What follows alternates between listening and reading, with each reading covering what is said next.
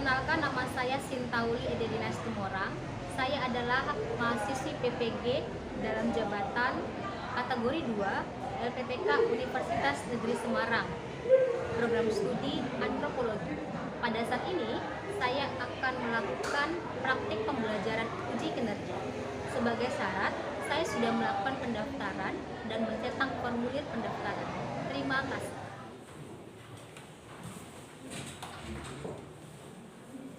Selamat pagi anak-anak. Pagi, Bu. Oke, silakan ketua kelas. Pak Anjali. Om Swastiastu. Teman-teman, sebelum kita memulai kegiatan pembelajaran hari ini, ada baiknya kita berdoa menurut kepercayaan masing-masing. Berdoa dimulai. Berdoa selesai. Oke, silakan duduk. Baik, sebelum kita memulai pelajaran kita hari ini, Ibu mau cek kehadirannya dulu ya. Gusti Ayu Dian Lestari hadir? Dewa Ayu Agung Sintia Putri hadir? Surya hadir? Oke, sekretaris mana? Semua hadir. Oke, terima kasih. Semua hadir ya. Nah, jadi kita akan memulai pembelajaran kita hari ini ya. Sebelum kita memulai, Ibu mau kamu fokus dulu, persiapkan hati dan pikirannya, fokus di dalam kelas ya. Oke, kita akan memulai pembelajaran dengan materi. Coba perhatikan ke depan. Ini adalah materi baru dengan judul perilaku keagamaan dalam kehidupan bermasyarakat. Ya, ini adalah materi kita pada pagi hari ini. Nah, jadi pada pembelajaran sebelumnya kita kan sudah belajar tentang sistem religi, ya kan, Nak? Masih ingat dengan sistem religi? Masih. Nah, setelah kita mempelajari sistem religi secara umum, kita masuk ke materi baru, yaitu tentang perilaku keagamaan dalam kehidupan bermasyarakat. Ya, perilaku ini ada, nyata, dan melekat dalam kehidupan kita. Ya, coba saya tanya, siapa di sini yang setiap pagi sembahyang? Ya, setiap pagi sembahyang. Oke, turun tangannya. Siapa di sini yang rajin berdoa? Oke. Nah, saya mau tanya, kira-kira apa aja sih perilaku yang mencerminkan tentang keagamaan yang kamu anut? Ibu kasih contoh nih. Kalau ibu, ya, perilaku keagamaan ibu itu ada berdoa, ada melakukan perayaan Ekaristi. Karena saya Katolik, setiap hari Minggu atau Sabtu sore saya pergi ke gereja. Kemudian pada bulan 4 kami itu berpuasa dan berpantang. Ya, ada puasa dan pantang untuk menyambut Paskah. Kemudian di Desember kami merayakan yang namanya perayaan Natal, yaitu kelahiran Yesus. Ya, jadi itu adalah contoh perilaku keagamaan saya. Nah, kamu sebagai seseorang yang beragama Hindu, kira-kira perilaku keagamaannya apa? Coba, siapa? Ya, sama-sama aja yuk. Yang pertama, sembahyang. Apa lagi? Ke Banten. Apa lagi? Ya, melakukan perayaan-perayaan besar seperti Hari Raya Balungan, Hari Raya Purnama Tilem, ya, karena ada Tumpuk Landep. Nah, itu adalah perilaku-perilaku keagamaan yang tanpa kalian sadari kalian lakukan, ya kan? Benar? Nah, oke. Nah, kemudian adapun manfaat dari pembelajaran kita hari ini adalah agar kita mengetahui bahwa di negara kita ini ada beberapa agama. Ada berapa agamanya? 6. Ya, ada 6 agama. Dan setiap agama itu memiliki perilaku. Tadi saya sudah contohkan di agama saya, dan kamu sudah mencontohkan di agama kamu. Nah, dari situ diharapkan tercipta yang namanya toleransi, sehingga lahirlah kerukunan, kedamaian, ya, ketentraman. Itulah manfaatnya. Jadi kamu belajar ini biar kamu tahu kenapa sih dia sholat, kenapa sih dia puasa, dan kamu menghargainya. Seperti itu, ya. Jadi kalau misalnya ada orang yang beragama berbeda dengan kamu datang ke Bali berwisata, terus dia melihat kamu sembahyang, misalnya di jalan, di bawah pohon, mungkin orang itu akan berpikir kalau kamu itu menyembah berhala, benar nggak, Kak? Nah, tetapi setelah belajar perilaku keagamaan, mereka bisa paham, kita bisa paham, oh itu adalah perilaku dari agama mereka. Itu dia. Oke, selanjutnya adapun tujuan pembelajaran kita pada hari ini. Nah, kegiatan pembelajaran menggunakan model problem based learning. Jadi nanti kita akan melakukan pembelajaran berbasis masalah. Nah, yang pertama, setelah menyimak video tentang perilaku keagamaan, peserta didik mampu menelaah perilaku keagamaan dengan tepat dan benar. Yang kedua, setelah mengikuti pembelajaran dengan menggunakan model problem based learning, peserta didik dapat menganalisis dampak positif dan negatif perilaku keagamaan dengan tepat dan benar berdasarkan rasa ingin tahu, kritis, dan tanggung jawab. Dan yang ketiga, setelah melakukan diskusi kelompok, peserta didik dapat mempresentasikan hasil diskusi tentang perilaku keagamaan dalam kehidupan bermasyarakat dengan penuh tanggung jawab. Ya, ini adalah tujuan pembelajaran kita pada hari ini. Mengerti? Nah, pada hari ini kita akan belajar tentang perilaku keagamaan, di mana nanti Ibu akan membagi kalian menjadi kelompok. Ibu telah menyiapkan masalah di dalam Google Drive dan nanti kelompok akan mengerjakannya masing-masing. Setelah itu, kalian akan melakukan presentasi di depan kelas. Ya, Ibu akan melakukan penilaian berdasarkan kelompok dan individu. Paham? Oke.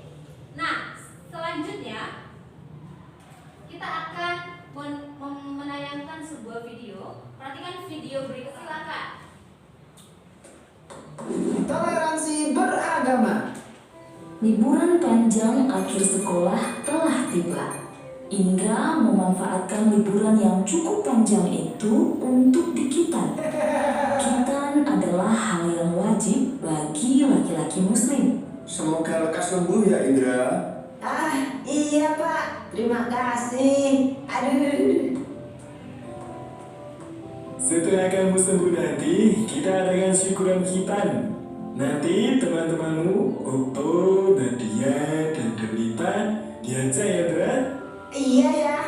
Setelah 2 minggu berlalu, liburan sekolah pun selesai. Murid-murid kembali masuk sekolah. Teman-teman, besok Sabtu aku minta kehadiran kalian di rumahku jam 3 sore ya. Keluargaku mengadakan syukuran khitan. Siap. Acara kitananmu nanti ada pengajiannya juga nggak? Apakah harus pakai jilbab? Apakah aku juga harus pakai sarung dan peci, Indra? Tidak perlu, Donita, Okto.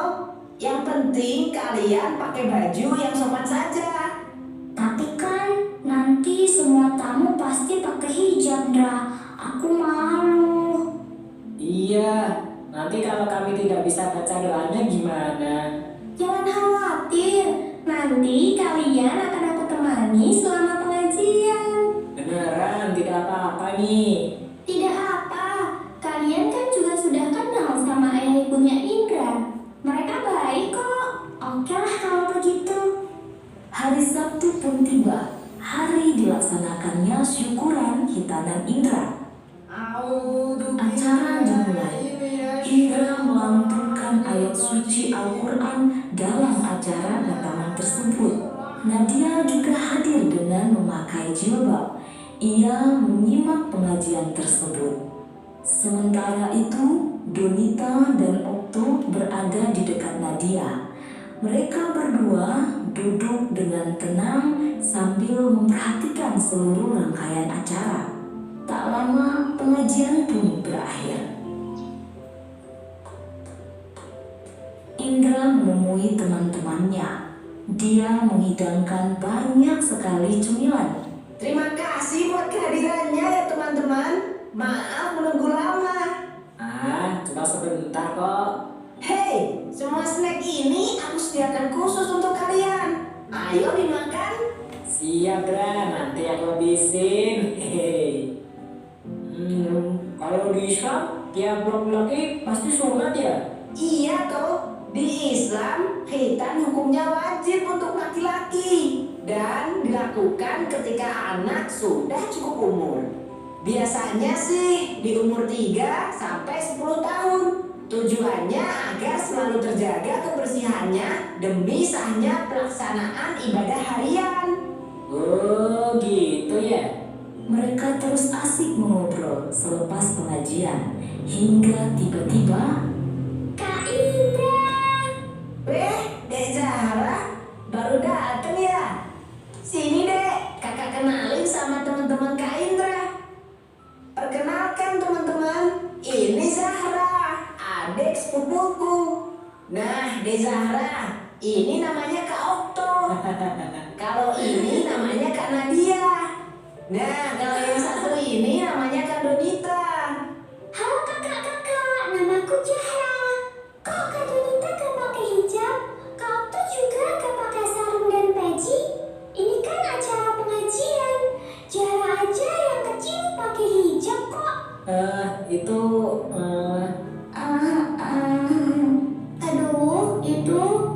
begini deh. Kalau Zahra gak mau pakai hijab, Mama pasti bilang nanti Allah gak akan sayang sama Zahra. Jadi nanti Allah pasti juga gak akan sayang sama Kak Donita loh. Atau kakak mau pinjem jilbabnya Zahra? Aduh. Zahra ini ada-ada saja. Itu karena Kak Donita dan Kak Okto berasal dari latar belakang agama yang berbeda. Nah, Zahra, perhatikan cerita Om ya. Di Indonesia ada 6 agama dan berbagai kepercayaan yang berbeda-beda. Ada Islam, Protestan, Katolik, Buddha, Hindu, dan Konghucu. Setiap agama punya aturan masing-masing, tidak bisa disamakan. Ada juga berbagai kepercayaan yang bersumber dari kearifan lokal yang tersebar di seluruh Indonesia. Walaupun kita berbeda-beda, kita harus saling menyayangi dan menghormati satu sama lain. Tradisi menutup kepala ada di beberapa agama dan kepercayaan, bukan hanya di Islam saja. Dalam tradisi Islam, pemakaian jilbab untuk perempuan memang dianjurkan. Namun, kita tidak boleh memaksa orang lain untuk mengikuti sesuai agama kita. Ini yang namanya toleransi. Contohnya saja, Kak Donita dan Kak Okto tidak perlu memakai baju muslim seperti kita. Zahra mengerti. Seperti pelangi ya. Mereka berbeda-beda, namun ketika bersatu terlihat indah. Dek Zahra memang pinter. Sapa dulu kakaknya. Ini masih ada makanan. Yuk, kalian semua ikut makan. Siap, Om Nur. Jadi, apa itu perilaku keagamaan berdasarkan video yang baru kita tampilkan tadi? Ya, siapa yang mau memberikan pendapatnya? Silakan. Silakan siapa yang mau memberikan pendapatnya? Ya, oke, silakan. Ya, silakan Manik. Perilaku keagamaan adalah reaksi individu terhadap lingkungannya yang mengikat manusia untuk taat melakukan segala perintah agama yang mereka anut, serta menjadikan manusia yang berperilaku berdasarkan kepercayaan atas dasar yang diajarkan oleh agama. Ya, setuju nggak dengan pernyataan Manik? Setuju. Oke, tepuk tangan buat Manik. Selanjutnya, silakan. Ya, silakan Wahyu. Perilaku keagamaan merupakan suatu kesatuan perbuatan dari manusia yang berarti di mana setiap tingkah laku manusia merupakan respon dari tingkah laku yang diperbuatnya dalam kehidupan sehari-hari, baik dalam hubungan dengan Tuhan yang Maha Esa. Ya, tepuk tangan dulu buat Bapak. Oke, terima kasih buat kedua temannya yang sudah menyampaikan pendapatnya dari pemahaman video tentang perilaku keagamaan dalam masyarakat. Oke, dari benar ya, perilaku keagamaan itu dia berkaitan dengan cara atau respon kita dalam bertindak hari-hari, dan itu berkaitan dengan kepercayaan kita kepada Tuhan yang Maha Esa. Nah, seperti itulah perilaku keagamaan. Nah, selanjutnya ternyata perilaku keagamaan ini yang kita percaya ini memiliki beberapa dampak. Yang pertama adalah perilaku keagamaan yang positif. Kalau ada yang positif berarti ada yang negatif. Coba lihat yang pertama. Nah, perilaku keagamaan yang positif ini bisa menciptakan ketekunan dalam menjalankan ajaran agama. Ya, itu dia. Selanjutnya yang kedua, sikap fanatik yang bijak dan terkendali. Jadi sebenarnya fanatik itu baik, nah, tapi fanatik untuk agamamu, ya. Kalau kamu fanatik, tapi kamu fanatik kamu ini berlebihan, nanti bisa menyebabkan dampak negatif. Kalau kamu fanatik dan bijak dalam mengendalikan dirimu sebagai umat beragama, itu merupakan dampak positif. Tapi kalau kamu menerapkan kefanatikan kamu ini kepada agama lain, itulah yang negatif. Nah, itu nanti bisa, lihat nih, fanatisme yang berlebihan. Yang berlebihan ini bisa menimbulkan masalah atau konflik di masyarakat. Contohnya, negara kita ini mayoritas agamanya apa? Islam, mayoritas agamanya Islam. Nah, ketika Indonesia bermayoritas agama Islam, apakah kita semua ini harus mengikuti ajaran Islam? Nah, tidak. Jadi agama Islam fanatik untuk dirinya, untuk agamanya, tetapi tidak kepada orang lain. Karena mereka menghargai bahwa di Indonesia ada 6 agama. Itu dia. Nah, dampak negatif yang kedua itu kesombongan religius yang berlebihan. Ya, jangan karena kamu di Bali, kamu kan agama mayoritas, kamu menyombongkan agamamu. Jadi ketika ada pendatang yang beragama Islam, kamu merendahkannya. Ketika gurumu, contohnya saya beragama Katolik, kamu merendahkannya. Itu adalah perilaku keagamaan yang negatif. Ada tak di sini yang menganggap agama lain itu lebih rendah daripada agamanya? Tidak ya, nak, karena agama itu dia diferensiasi, setara. Tidak ada yang lebih tinggi, tidak ada yang lebih rendah. Kenapa? Karena agama itu semuanya sama. Sama-sama mengajarkan kebaikan, sama-sama mengajarkan toleransi, ya, sama-sama mengajarkan kedamaian, tidak mengajarkan konflik atau perpecahan. Paham? Oke, baik. Sekarang kalian akan dibagi ke dalam kelompok yang heterogen, artinya terdiri dari laki-laki dan perempuan, dan kemudian dari tingkat kemampuan belajar yang berbeda, ya. Nah, jadi nanti di dalam kelompok ini Ibu mau kalian bekerja sama, ya, mengemukakan pendapat tentang masalah yang sudah Ibu bagikan sesuai dengan kelompoknya masing-masing. Paham? Oke, sekarang silakan buka Google Drive yang sudah Ibu kirimkan di grup kelas. Buka link Drive sesuai dengan kelompoknya masing-masing. Ya, silakan dibuka. Ini sudah. Oke, sekarang kamu lihat lembar kerja peserta didik. Di situ ada satu artikel ya tentang perilaku keagamaan. Silakan kamu dan kelompokmu bekerja sama untuk menjawab atau memecahkan pertanyaan-pertanyaan yang ada di lembar kerja peserta didik.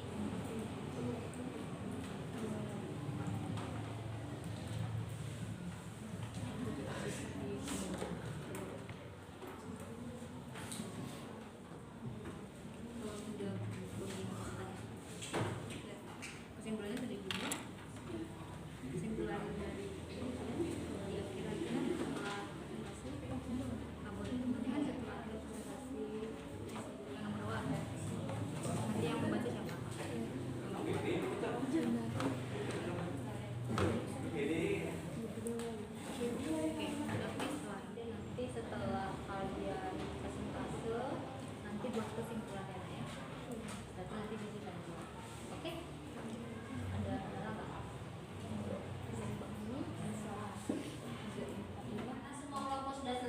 maka kita akan mengembangkan hasil karya dimulai dengan presentasi kelompok dari kelompok 1 ya.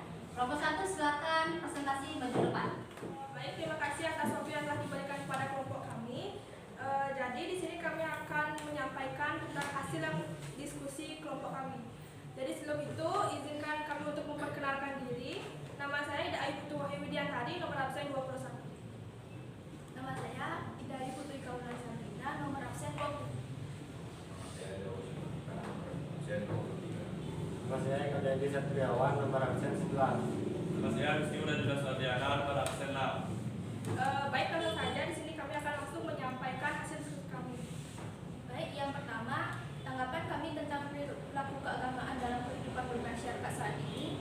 Pada kehidupan saat ini cukup banyak perilaku keagamaan di masyarakat yang bersifat berlebihan atau sering kita sebut fanatik.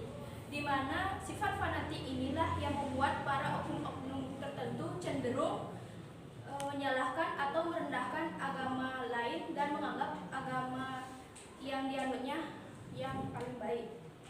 Dalam beberapa dekade terakhir ini, banyak umat beragama yang memberikan stereotip kepada umat agama lainnya. Misalnya, umat agama A dianggap sebagai umat yang tidak toleran dan sangat subjektif dalam memandang kebenaran agama lain. Sementara umat agama B dipandang sebagai umat yang agresif dan ambisius, bertendensi ingin menguasai segala aspek kehidupan dan berupaya menyebarkan ajaran agamanya. Yang kedua, mengapa konflik antara agama di sini diatasi dibandingkan dengan konflik yang lain? Karena konflik agama hanya bisa diatasi jika adanya kesadaran yang timbul dari hati nurani para pemeluknya. Semua orang atau kelompok akan berupaya menafsirkan kembali ajaran agama menurut pemahamannya masing-masing. Realitas menunjukkan bahwa konflik yang terjadi antar umat beragama justru berkaitan erat dengan faktor-faktor yang berada di luar lingkup agama itu sendiri. Karena agama bersifat sensitif, maka semua orang bersandar mengatasnamakan agama. Itulah masalah yang dihadapi oleh berbagai agama. Yang ketiga, upaya untuk mengantisipasi konflik yang disebabkan oleh perbedaan agama. Ada 4. 1. Masyarakat harus mempunyai rasa saling menghormati antara agama satu dengan lainnya. 2. Masyarakat harus mempererat tali persahabatan dan berusaha mengenal lebih jauh antara satu dengan lainnya. 3. Mempunyai kesadaran bahwa setiap agama yang dianut masyarakat membawa misi kedamaian. 4. Dalam masyarakat harus ada keadilan dan rasa ketidakadilan itu harus dihilangkan agar tidak menimbulkan rasa kebencian.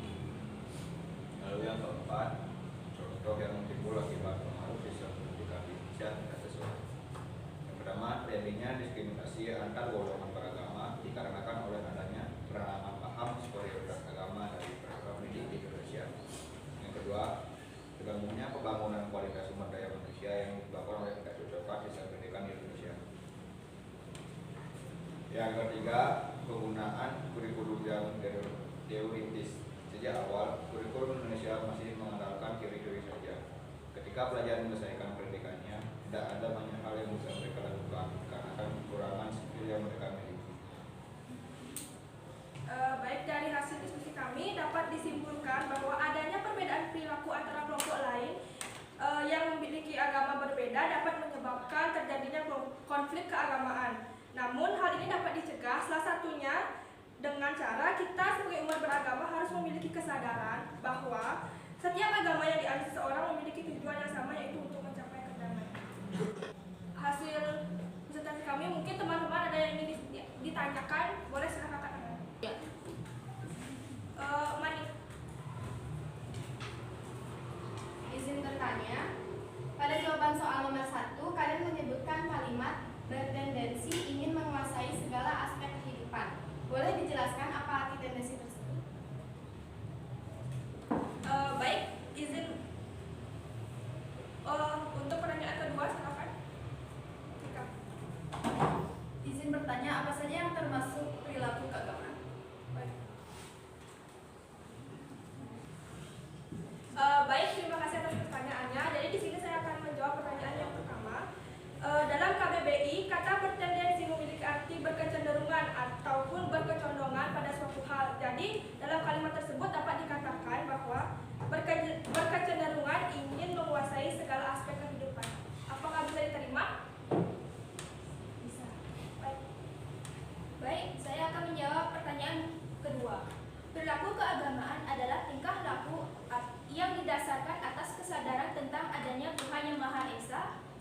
aktivitas keagamaan seperti sembahyang, sholat, zakat, puasa, dan sebagainya. Apakah bisa didengar? Bisa. Terima kasih. Baik, sekian presentasi dari kelompok kami. Terima kasih atas perhatiannya. Jika ada salah kata kami mohon maaf. Terima kasih. Oke, terima kasih untuk kelompok 1 ya. Selanjutnya presentasi dari kelompok 2. Silakan. Kami dari kelompok 2 akan mempresentasikan jawaban yang telah kami buat. Yang pertama, izinkan kami memperkenalkan diri. Saya Nikita Budiarti, nomor absen 28. Saya Nikita Julianti, nomor absen 29. Saya Nicola Happy Ariani, nomor absen 32. Saya akan Yuwanyana, nomor absen 35. Baik, mari kita mulai saja dari soal yang pertama. Di sini saya akan menjawab pertanyaan yang pertama.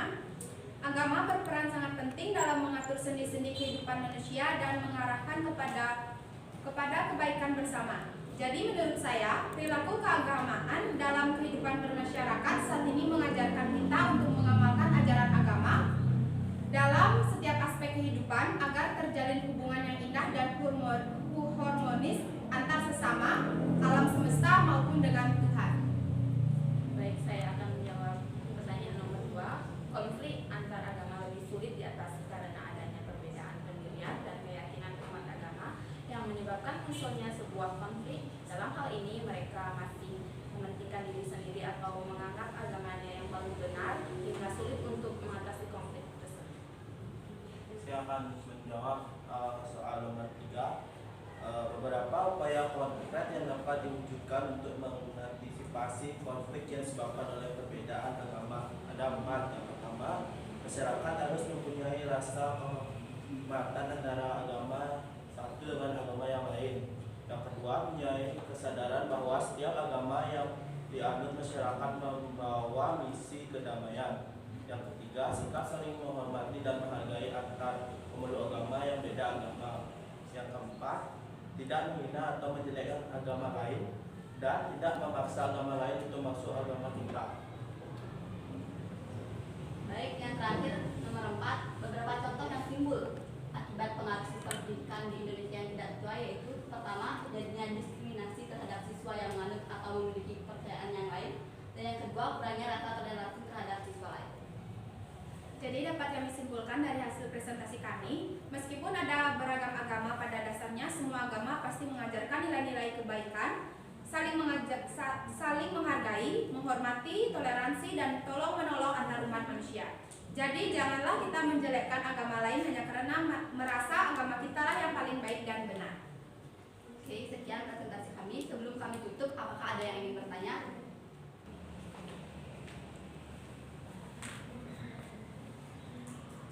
Baik, Dina. Apabila salah satu temanmu yang berbeda agama menghina atau menjelekkan agamamu, apakah kamu akan menjelekkan balik agamanya sebagai bentuk perlawanan? Oke, terima kasih atas pertanyaannya. Ada yang lain?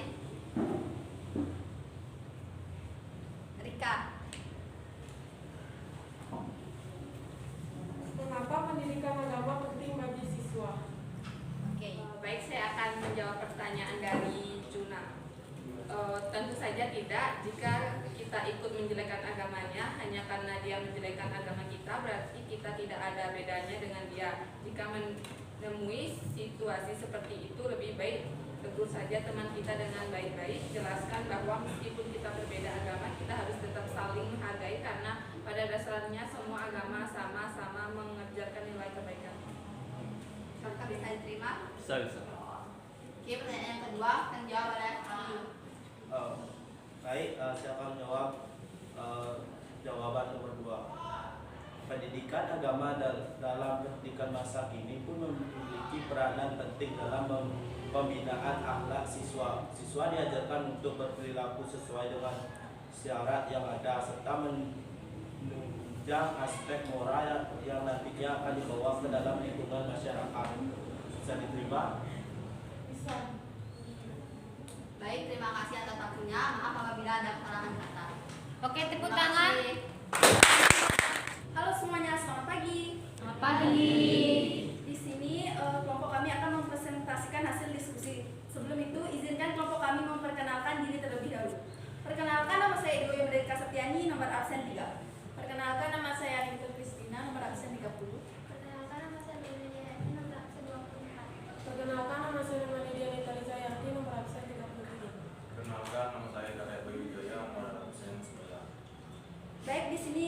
akan memulai presentasi.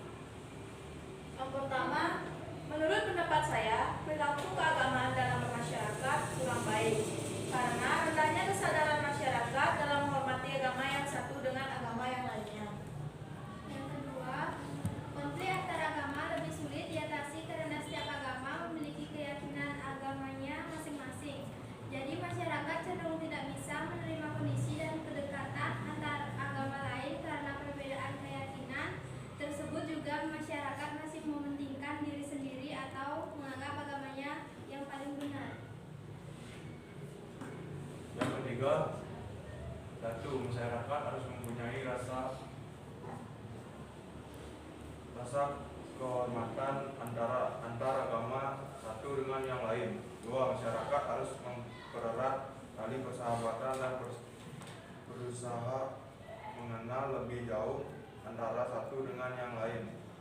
Tiga, mempunyai kesadaran bahwa setiap agama yang dianut masyarakat membawa misi kedamaian. Empat, masyarakat yang baru saja pindah ke daerah lain harus berbaur atau membaur ke masyarakat sekitar. Nomor 4. 1. Penyebaran. Sarana pendidikan yang tidak merata, masih banyak area terpencil yang belum terjamah oleh sarana pendidikan. Para murid dan guru kekurangan peralatan sekolah dan tempat yang memadai. Selain itu, perpustakaan juga masih belum menyebar ke banyak daerah. Yang kedua, tenaga pendidik.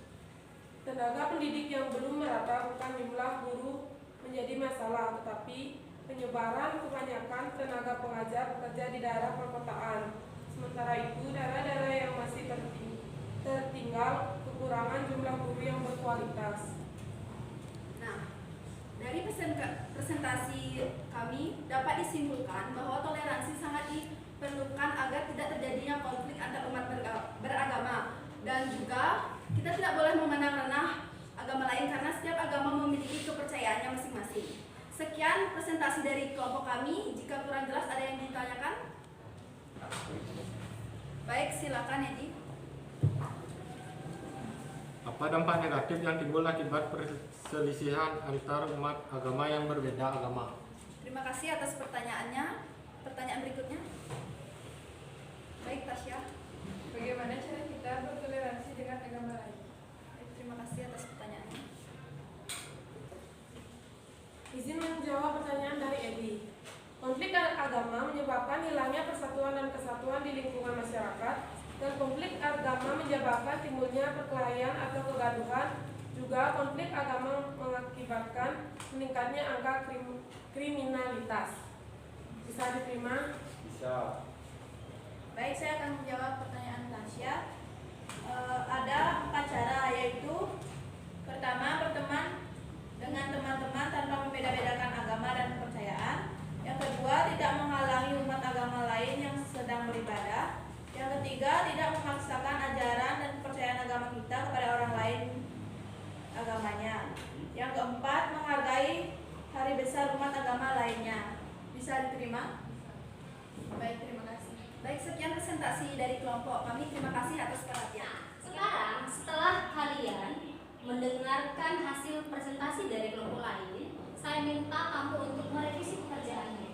Ya, silakan revisi pekerjaanmu. Kemudian setelah direvisi nanti, silakan mengumpulkannya kepada ibu biar ibu nilai. Paham? Paham. Itu dia. Kemudian kita akan menyimpulkan pembelajaran kita hari ini. Ibu minta 2 orang siswa untuk menyampaikan apa sih kesimpulan dari pembelajaran kita tentang perilaku keagamaan dalam kehidupan bermasyarakat yang sudah kita pelajari hari ini. Oke, silakan siapa yang mau menyampaikan ya. Oke, pertama Bima dulu, silakan Bima. Jadi kesimpulan yang saya ambil adalah perilaku keagamaan merupakan sikap yang sangat penting bagi kita semua, karena perilaku keagamaan berfungsi untuk menunjukkan identitas agama atau aliran yang kita anut, dan serta juga perilaku keagamaan memiliki banyak sisi positifnya. Terlebih lagi Indonesia memiliki banyak sekali agama dan aliran, sehingga perilaku keagamaan akan sangat berperan penting dalam menunjukkan identitas agama kita. Oke, kamu sekali tepuk tangan buat Bima. Selanjutnya menyampaikan kesimpulan. Ada 3 hal yang melatar belakangi konflik horizontal di berbagai daerah, yaitu politik, suku, dan agama. Konflik dengan latar belakang politik dan suku lebih mudah diredam dibandingkan konflik agama, karena konflik agama sulit diatasi. Oke, terima kasih tepuk tangan buat Christina. Nah, tadi temannya 2 orang sudah menyampaikan kesimpulan pembelajaran hari ini. Jadi benar ya bahwa perilaku keagamaan itu erat kaitannya dengan sikap seseorang dalam beragama yang dikonotasikan dengan sikap beragama, sikap religius, ya, yaitu ada attitude di dalamnya. Sikap orang beragama adalah tahu dan mau secara pribadi menerima, menyetujui gambaran keagamaan yang ada dan dijadikan miliknya sendiri. Kemudian keyakinan dan iman yang sudah melekat dalam dirinya itu diwujudkan dalam perilaku sehari-hari. Oke, selanjutnya kita masuk pada kegiatan penutup, ya. Jadi ibu akan mengevaluasi kira-kira apa sih hambatan-hambatan yang kamu dan kelompokmu alami selama kegiatan pembelajaran. Ada nggak menemukan hambatannya? Ya, oke, semua berjalan dengan lancar. Oke, karena semua berjalan dengan lancar, bagus. Berarti semuanya kelompok dapat bekerjasama, berkolaborasi untuk memecahkan masalah yang kita pelajari hari ini. Sudah? Nah, kemudian saya ingin kamu benar-benar memahami dan menerapkan pembelajaran kita tentang perilaku keagamaan ini dalam kehidupan bermasyarakat, ya, supaya menghindari dampak-dampak negatif yang tadi. Ingat, harus diaktualisasikan dalam kehidupan nyata. Oke? Bisa? Bisa diterima? Bisa. Oke. Nah, terima kasih buat pertemuan hari ini, ya. Terima kasih untuk pertemuan hari ini. Terima kasih untuk kerjasama kelompok. Terima kasih karena sudah mau terlibat aktif dalam pembelajaran ibu. Oke? Sekarang kita tutup pertemuan kita dengan pramasanti dan doa penutup. Ada rasa ada. Pramasanti. Om Santi Santi Santi Om. Teman-teman, sebelum kita mengakhiri kegiatan pembelajaran hari ini, ada baiknya kita berdoa menurut kepercayaan masing-masing. Berdoa dimulai. Berdoa selesai. Oke, silakan duduk. Terima kasih buat pertemuan hari ini. Sampai jumpa minggu depan. Selamat pagi.